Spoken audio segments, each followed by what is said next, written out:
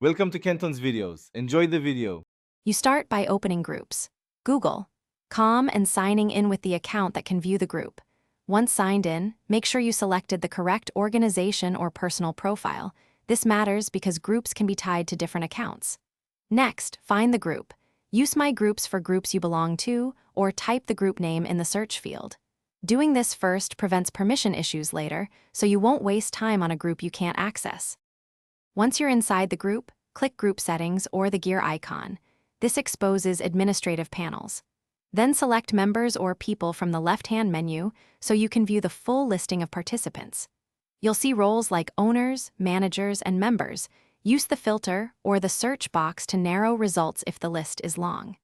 This step shows who has what level of access, which matters when you need to message or change permissions. To finish, export or copy the member list for review, or work directly from the interface to message or change roles. Exporting helps audit large groups.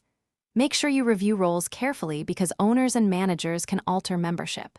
If you can't see expected members, check account permissions, group privacy settings, and whether your account is in the right organization.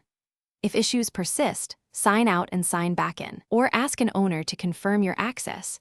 This often resolves visibility problems.